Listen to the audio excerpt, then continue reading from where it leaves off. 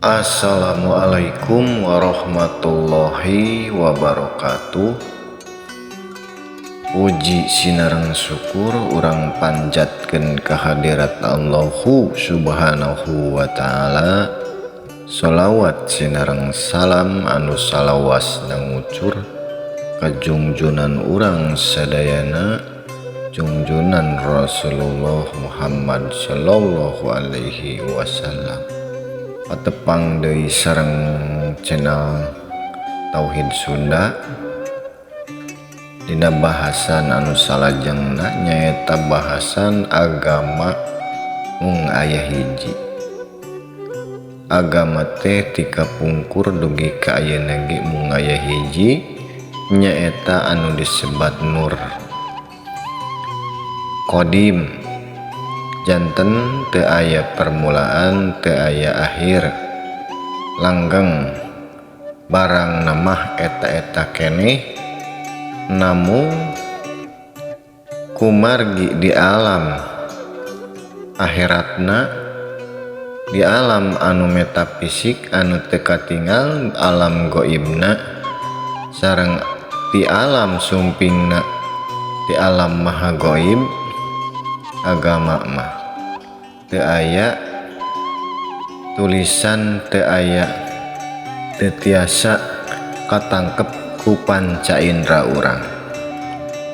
Tapi lungsurna eta agama anu qadim, anu goib eta lungsurna kadunya, lungsurna kana wujud, nembe aya nami, aya merek ibaratna. Margi pentingna urang pendak sareng sifat wujud eta anu ngenalkeun agama samawi, agama anu qadim, anu lungsur ti maha qadim, nya ngalangkungan wujud jalmi anu nyandakna. Eta nu disebat agama samawi, agama langit, anu teu boleh aya di tiap zaman. Numawi anu qadim eta teh anu kapungkurna aya di para nabi, diwariskeun ka ulama pewaris nabi, tah eta anu nyandakna jalur di alam kanyataan alam dunya ieu tiasa nyambung ka alam goib dugi ka alam maha goib. Ari Allah ayana di alam maha goib, alam maha rahasiah, lungsurna ka rasul, rasul ayana di alam goib nu disebat Rasulullah, tah lungsur deui ka ulil amri anu ngawujud, nyaeta jalmi anu katetepan nur Allah eta. Nur Allah, nur Muhammad, ta eta jalmi eta teh nu disebat kapungkur mah para nabi lahiriahna di zaman ayeuna nyaeta pewaris nabi. Janten agama sanes kapercayaan tea anu kusim kuring didugikeun sateu acana urang ulah kapepende ku dongeng atanapi keyakinan urang, tapi urang wajib nuturkeun eta ka mana ayeuna anu nyandak eta agama anu langgeng eta anu hiji.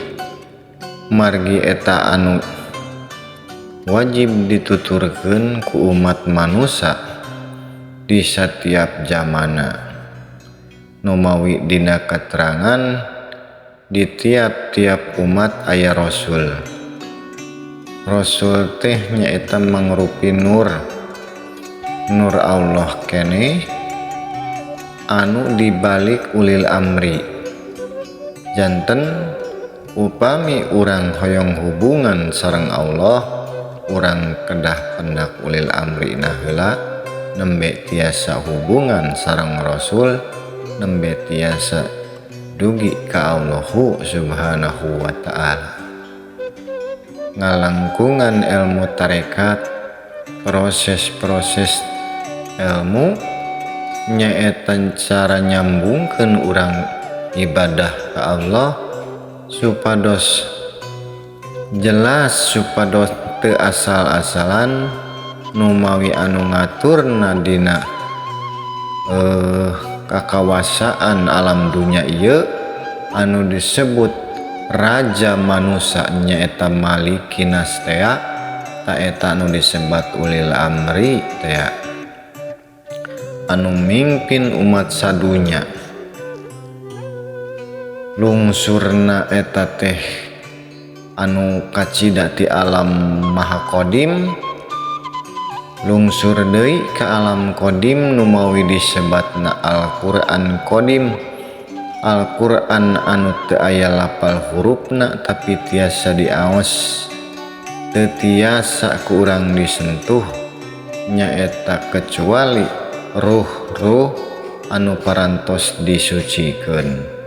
Al-Waqiah 7:8 upami telepat.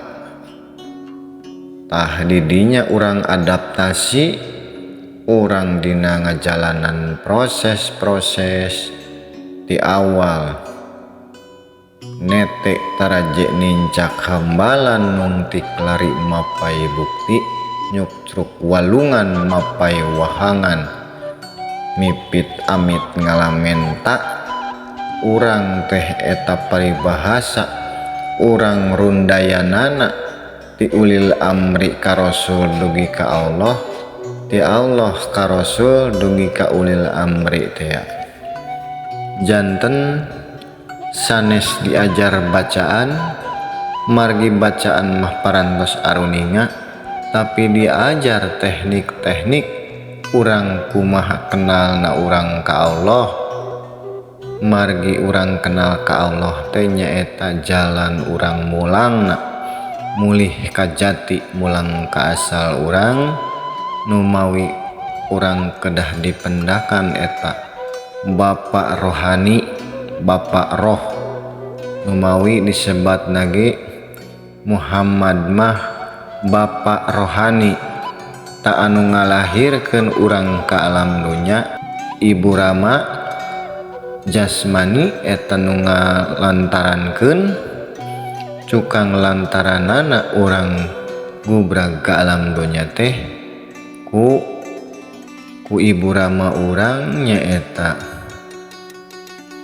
tina jasmani dikaluarkeun, tah Bapa rohani mah anu ngalebetkeun deui ka alam asal.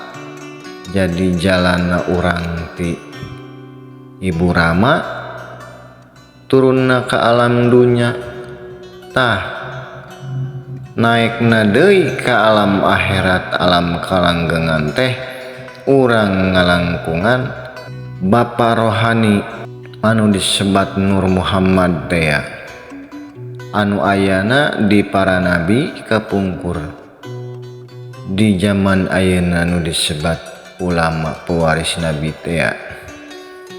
Janten ieu ilmu sanes ilmu anu umum, tapi ilmu anu khusus lil khusus margi dina keterangan ge jalmi-jalmi anu dipilih, anu dikeresakeun ku Allah, anu tiasa dipercanten ku Allah pikeun neraskeun ngajalankeun visi misi ibadahna supados tiasa nyebarkeun agama anu rahmatan lil alamin, nyaeta agama Allah, agama anu ngarangkul sadaya golongan, sadayana kepercayaan, sadayana umat supados tiasa ibadah kanu maha agung.